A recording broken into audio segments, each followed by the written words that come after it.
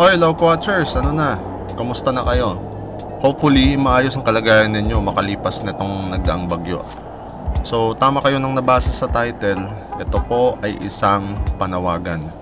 Kasi, nakababa na kami galing Antipolo at nag-chill ride pa uwi along Ortigas Extension noong November 15, 2020 until this happened. May pusang tumatawid ng highway at nagtatago sa ilalim ng mga tumitigil na sasakyan. Buti na lang, tumigil yung mga sasakyan para sa kanya.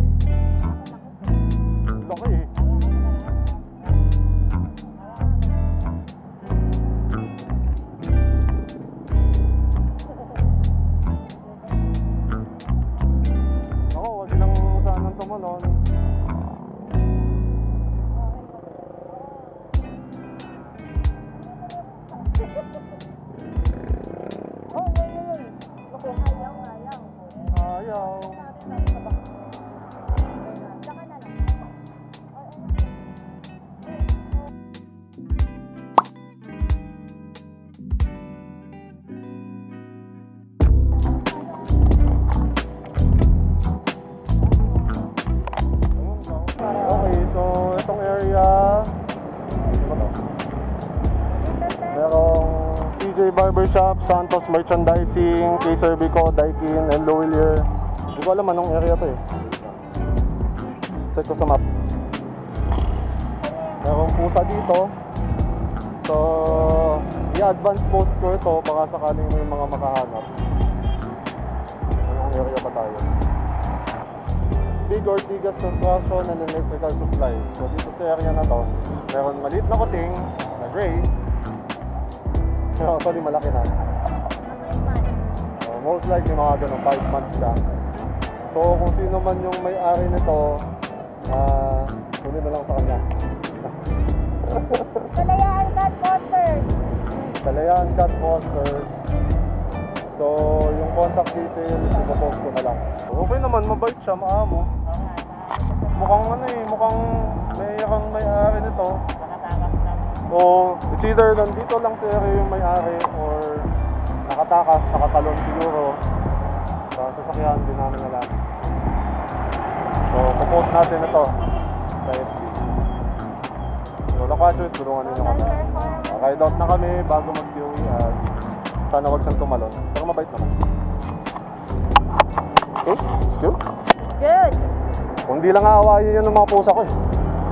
Pwede ko iuwi. Palaaway yung mga yun. Sa amin din. Oo. Kaya lang, mas boss ako. Mas boss ko. Ako hindi. Sila boss ko eh. Sila boss. Oo.